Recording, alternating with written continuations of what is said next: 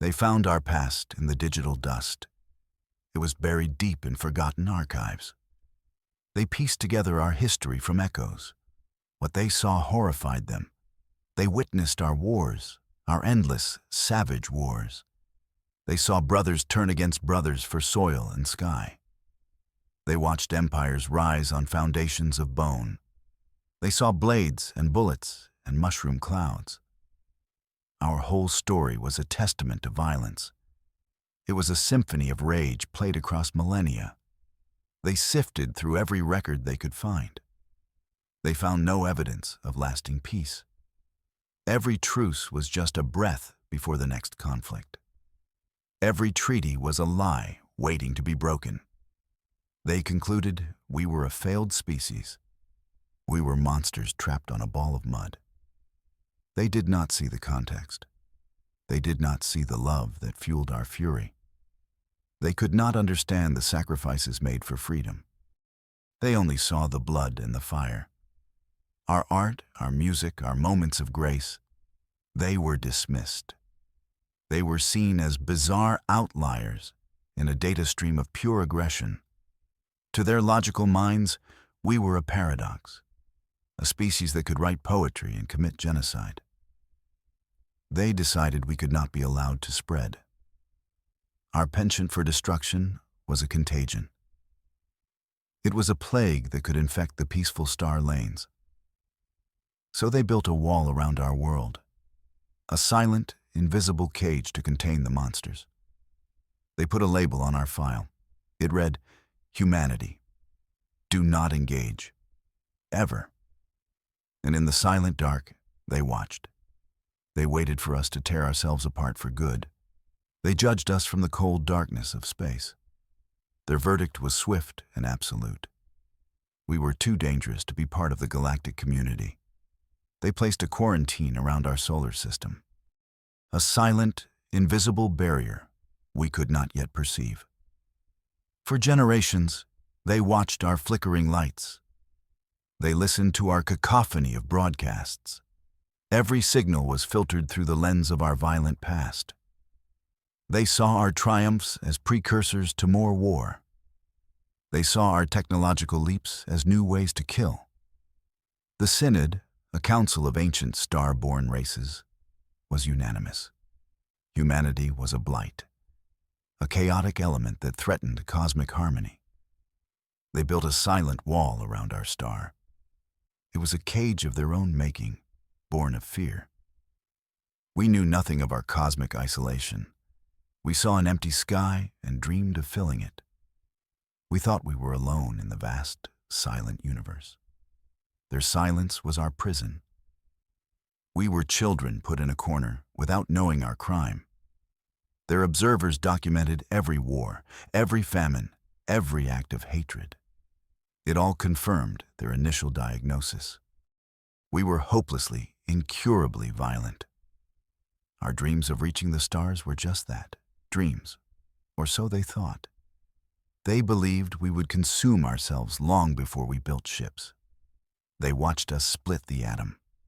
They held their collective breath, expecting our final self-destruction.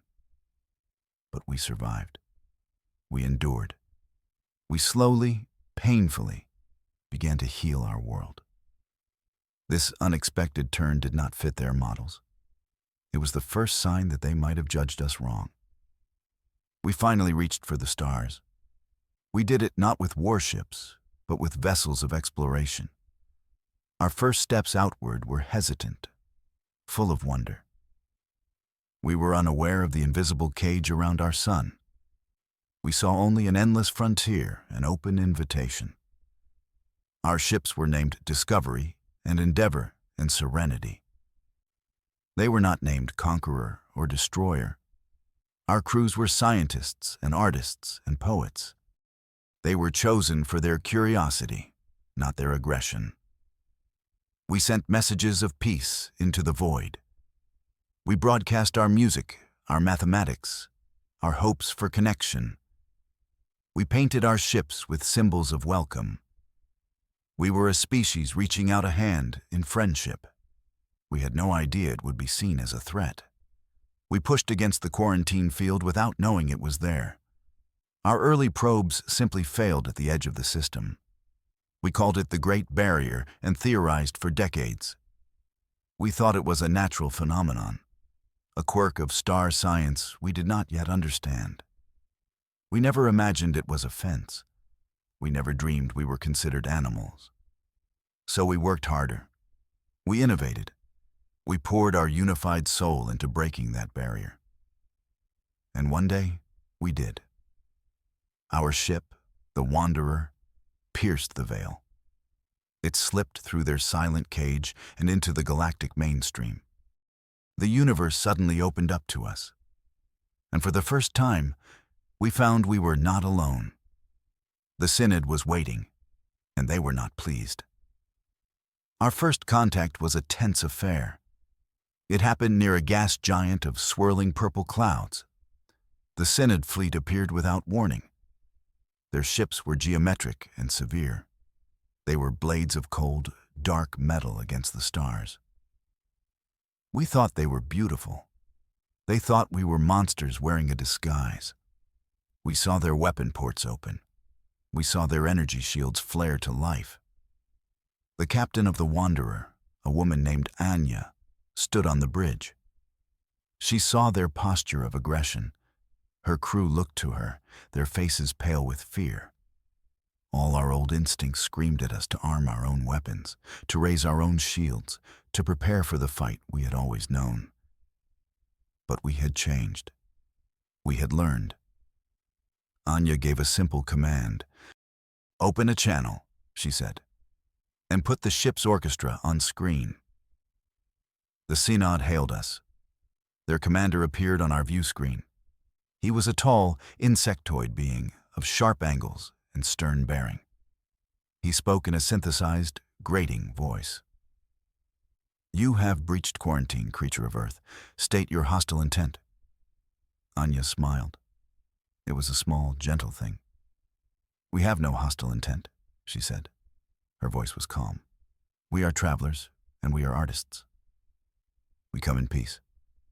Then she nodded to her conductor, and we offered them a song instead of a sword.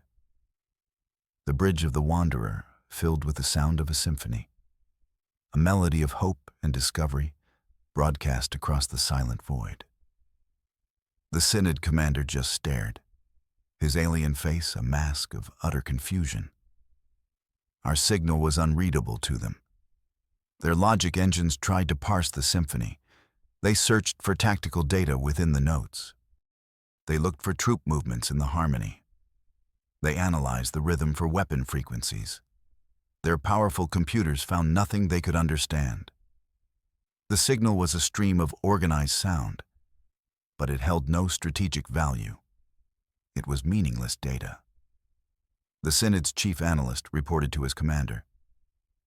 "Sir, the signal contains complex mathematical patterns, but they correlate to no known battle language. The patterns seem to be emotional." This pronouncement was met with silence. The concept was alien to them. Emotion was a chaotic variable. It was a flaw to be suppressed, not broadcast. Our art confused their logic engines. They saw patterns of joy, not battle plans. The rising crescendo of the strings did not signal an attack. The gentle melody of the flute was not a coded retreat. It was simply music, a thing made for the sole purpose of feeling. This was a threat they could not comprehend. It was a new kind of warfare, one that targeted the soul instead of the hull. One of their younger analysts had a thought, a ridiculous, laughable thought. He suggested maybe we were not broadcasting a threat at all. Maybe we were just saying, "Hello." He was promptly reassigned to waste management. The Synod could not accept such a simple answer. They had studied our history. They knew we were capable of immense deception. This had to be a trick, a clever, insidious trap they could not yet see. We did not wait for their reply. We simply continued to play. We sent them our paintings, our poetry, our sculptures. We flooded the channel with centuries of human creativity. Their computers began to overheat. Their tactical displays flickered with error messages. They had prepared for every possible weapon we could have. They never prepared for a sonnet. They never planned for a ballet. We saw their confusion as an opening, not for an attack, but for a connection. Captain Anya sent another message. "You have heard our music," she said. "Now, we invite you to our dance." It was a gesture of radical trust. We were asking the elder ones, the leaders of the Synod, to join our celebration. We proposed a cultural exchange, a meeting on a neutral space station where we could share our arts. The Synod debated this for a long time. Their fear warred with their curiosity. Our history said we were liars and killers. But our actions were those of peaceful artists. This contradiction was a puzzle they had to solve. Was this an elaborate ruse? An attempt to get their leaders in one place for an assassination? Their tactical minds said yes. It was the only logical conclusion. But a few of them, a brave few, argued for the meeting. They said that to understand the anomaly, they had to observe it up close. A species this contradictory could not be judged from a distance. So they agreed. But they came prepared for the worst. They sent observers armed with powerful weapons. Their delegation was made of their most stoic and battle-hardened warriors. They arrived with fear in their hearts. We met them on a station bathed in soft, neutral light. We had no weapons. Our delegation was composed of dancers, musicians, and historians. The Synod observers stood stiffly in their metallic armor. Their hands never strayed far from their sidearms. They watched our every move with suspicion. They expected a sudden betrayal at any moment. They were ready for a fight. We offered them refreshments. It was another test they failed to understand. The exchange began. We showed them our finest artifacts. The centerpiece of our presentation was a collection of drums. They were ancient, pulled from the museums of old Earth. The Synod observers tensed. Their intelligence files were full of our war drums, the beating rhythms used to drive soldiers into a killing frenzy. They recognized the instruments of our savage past. Their hands tightened on their weapons. Our lead historian, an old man named Kenji, stepped forward. He stood before a large, circular drum. It was stretched with animal hide and painted with faded symbols of battle. "This is a taiko drum," he explained. His voice was soft, respectful. In our ancient past, its sound would signal the charge. Its beat was the heartbeat of war. The Synod observers exchanged grim glances. This was it, the prelude to violence. Kenji picked up the bachi, the thick wooden sticks. He held them for a moment, letting the silence stretch. The observers braced themselves. They were ready for the thunderous blast of a war cry. They were ready for the brutal, hypnotic rhythm of slaughter. They were ready for us to reveal our true nature. Kenji smiled, a warm, genuine smile. Then he began to play. But it was not a rhythm of war. It was a complex, joyful beat, a celebration of life and energy. Other musicians joined in on smaller drums, on flutes, on stringed instruments.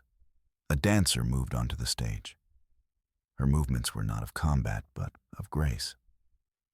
We showed them our ancient war drums, but we played them for rhythm, not for bloodshed. The sound echoed through the station. It was a sound of pure, unadulterated joy. The Synod observers could only stare, their weapons feeling suddenly heavy and useless. The Synod's greatest minds were baffled. They reviewed the recordings of the cultural exchange. They analyzed the drum performance frame by frame. They saw the joyful faces of our musicians. They saw the graceful movements of our dancer.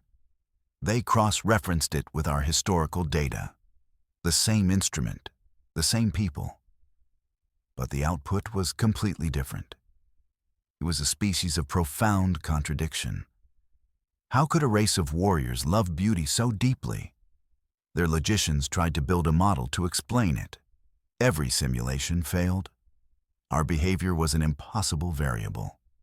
We were a people who built cathedrals and concentration camps.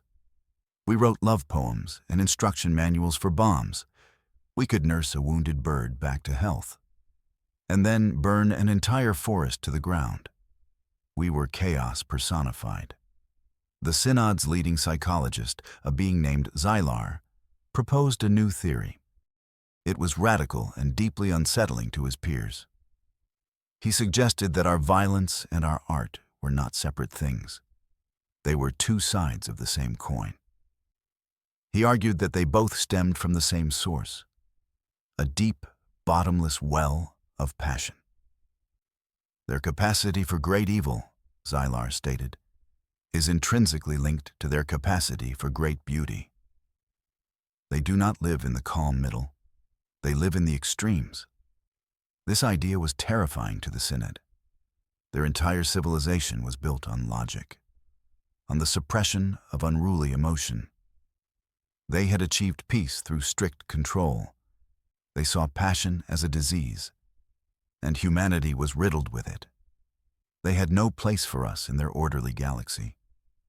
We were too unpredictable, too emotional, too much like a star, capable of giving life-giving warmth or a world-ending supernova. And they had no way of knowing which one we would be. They decided to continue their observation. But they kept their distance, and they kept their weapons armed. A shadow fell across the star lanes. It was not a fleet. It was not an empire. It was a swarm, a collective consciousness of biological machines. They were called the Vorlag. They consumed everything in their path. Worlds were stripped of all life, all resources. They did not communicate. They did not negotiate. They only devoured. They were a galactic plague. The Synod met this threat with their usual methods: logic, precision, order. Their fleets were marvels of engineering. They moved in perfect, rigid formations. They fired their weapons in perfectly timed volleys. It was the way they had always fought. It was the way that had always guaranteed victory. Against the Vorlag, it was a recipe for disaster. The Vorlag did not fight with logic. They fought with chaos. Their swarms moved like a fluid, a tidal wave of destruction. The Synod's rigid fleets were broken easily. Their formations shattered. Their precise volleys were swallowed by the sheer number of enemy ships. The Vorlag were unpredictable. They adapted. They were everything the Synod was not. Panic began to spread through the ordered worlds of the Synod. For the first time in millennia, they knew fear. Their greatest fleets were being annihilated. Their impenetrable defenses were being breached. The shadow was growing, and it was coming for them all. Their logic had failed them. Their order had become a weakness. They were losing their war, and they were losing it badly. In their desperation, they remembered the anomaly, the species of contradiction, the passionate, chaotic race they had locked away. They came to us. A full Synod council appeared in our system. Their ships were battered and scarred. Their transmission was not a demand, but a plea. Xylar, the psychologist who had come closest to understanding us, was their envoy. He appeared on our screens. His face, usually a mask of calm logic, was etched with desperation. He looked at Captain Anya, his voice heavy with defeat. "We were wrong about you," he said. "We judged your past," Xylar continued. "We feared your passion. Now, we believe it is our only hope." He explained the threat of the Vorlag. He showed us the recordings of their lost battles. He showed us the worlds that had been consumed. It was a horror beyond anything we had inflicted upon ourselves. The Synod, the great, logical, and powerful Synod, was asking for our help. They made their request clear. They did not want our artists or our musicians. They wanted the monsters they had seen in our archives. They asked us to unleash the savagery they had once condemned. "You understand chaos," Xylar said. "It is in your blood. We need you to teach us how to fight it. We need you to become the warriors you once were." It was the ultimate irony. They had caged us for being monsters. Now, they were begging for the monsters to come out and save them. We did not give them an immediate answer. We convened our own council. We debated the Synod's request. Some argued against it. Why should we save the jailers who had locked us away? Why should we unleash the darkness we had worked so hard to control? It was a path back to our own self-destruction. A return to the bloody past we had tried to leave behind. But Captain Anya argued for intervention. "They did not cage monsters," she said to the council. "They caged the human spirit. They feared our fire because they did not understand it. Now, that same fire can be a light in the darkness." She argued that we were not just our past. We were our present. We had learned to control our passions. We could wield them without being consumed by them. We could be warriors and artists at the same time. And so we answered the call. We answered with our whole human spirit. Our shipyards, dormant for centuries, roared back to life. But the ships we built were unlike any the galaxy had ever seen. They were not the blocky, utilitarian vessels of the Synod. They were sleek and elegant. Their lines were inspired by musical instruments and the curves of a dancer's body. They were works of art designed for war.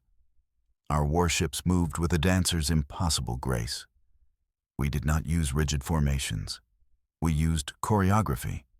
Our fleets moved in swirling, unpredictable patterns. Our pilots were not just soldiers. They were artists. They did not follow strict flight paths. They improvised. They flowed around the enemy, finding openings the Synod's computers could never predict. Our tactics were based on rhythm, on the ebb and flow of battle. It was a concept the Vorlag could not process. And it was a sight the Synod would never forget. We did not fight with cold, hard logic. We fought with intuition. Our captains felt the rhythm of the battle. They anticipated the Vorlag's chaotic movements. They saw patterns where the Synod saw only madness. We found the song in the enemy's assault. The Vorlag swarm, for all its chaos, had a pulse, a repeating pattern of expansion and contraction. It was a song of destruction, and it was a song we could learn to rewrite. Our analysts and musicians worked together. They mapped the Vorlag's movements. They translated the chaos into notes. They found the key signature of the swarm's hive mind. It was a discordant, ugly melody, but it was a melody nonetheless. And once you know the song, you can create a harmony. Or in this case, a counter-melody designed to tear it apart. We developed new weapons. They did not fire simple beams of energy. They fired resonance pulses.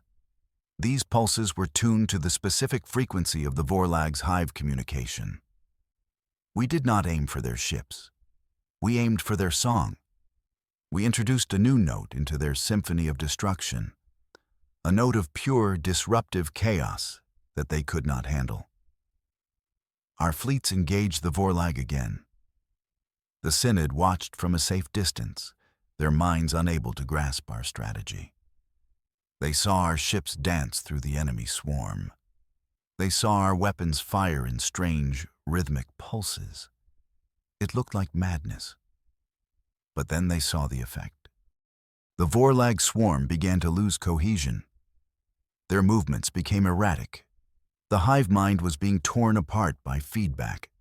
The song of destruction was faltering. We were not just fighting them, we were playing them. The final battle was a grand performance. The main Vorlag nest, a moon-sized biological factory, was our stage. The Synod fleets formed a cordon, a silent audience to our cosmic opera. Our fleets, numbering in the thousands, took their positions. Every ship, from the smallest fighter to the largest carrier, was part of the orchestra. Captain Anya stood on the bridge of her flagship, the Aria. She raised her hand like a conductor. "Let the performance begin," she said. Our fleets did not just fight, they performed. The battle began with an overture of light and sound. Our smaller ships, the fighters and frigates, moved in first. They were the violin section, fast, agile, and precise.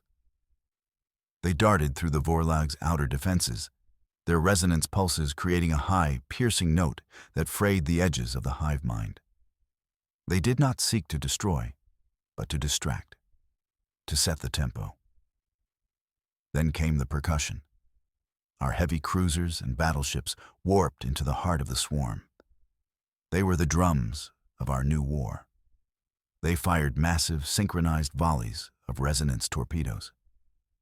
Each impact was a beat, a deep, thundering note that shook the very fabric of the Vorlag's connection. The chaotic swarm began to move in forced, unnatural rhythms. We were making them dance to our tune. We turned the battlefield into a cosmic stage. Our movements were not tactical maneuvers. They were choreographed steps. A feint by one wing of the fleet was a pirouette. A coordinated strike by another was a crescendo. The Synod watched in stunned silence. This was not war as they knew it. It was art.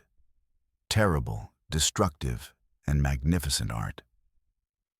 The final act was Anya's. The Aria moved to the center of the nest, its main weapon glowing. It fired a single, sustained beam, a perfect, pure note that shattered the Vorlag's song completely. The silence after the song was absolute. The final note from the Aria faded into the void. The vast, chaotic Vorlag swarm was gone. Their ships drifted aimlessly, their hive minds shattered beyond repair. The great shadow on the galaxy had vanished, leaving only starlight. It was over. We had won. Our fleets reformed. They did not cheer. They did not celebrate with boasts of victory. They simply held their positions, their ships like silent dancers who had just taken their final bow. The battlefield was clean.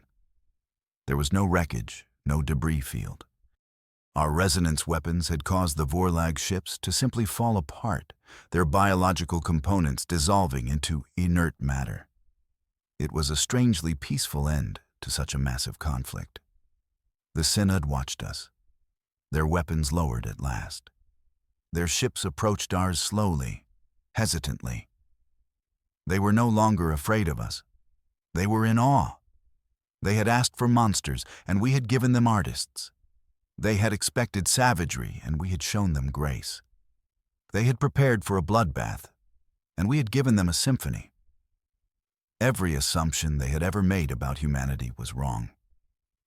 Xylar's transmission was quiet, his voice filled with a reverence we had never heard from them. "We do not understand," he said. "How?" Captain Anya smiled. It was the same gentle smile she had offered at their first confusing contact. "You were right about one thing," she told him.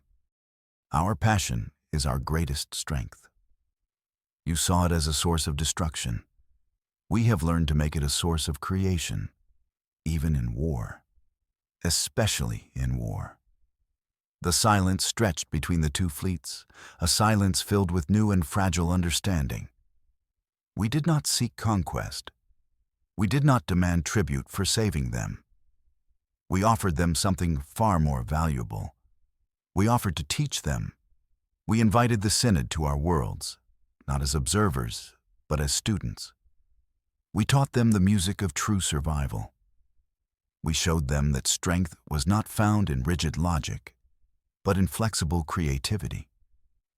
That order was not the absence of chaos, but the harmony you find within it. Their finest minds came to study with our artists. Their staunchest warriors came to learn from our dancers. They struggled at first. The concepts of improvisation and emotional expression were alien to them. They were used to following orders, not their hearts. A general tried to learn the violin and broke 4 strings in 5 minutes. It was a bit funny to watch. But they were determined. They saw the power in what we possessed. Slowly, they began to change. Their ships began to incorporate more elegant, flowing designs. Their military academies started teaching dance and music alongside tactical theory. Their society, once so gray and uniform, began to show flashes of color and life. They learned that passion was not a weakness to be suppressed. It was a fire that, when properly tended, could warm the entire galaxy. We showed them our drums again, the same ancient war drums we had shown them before. This time, they did not reach for their weapons. They sat with us. We taught them the rhythms of celebration, of community, of peace. And together, we played. The sound echoed through the stars. A new beat for a galaxy that was learning to dance. Now, their drums beat for dances, not for war. And our song, the song of humanity, had finally found its harmony in the vast, silent dark.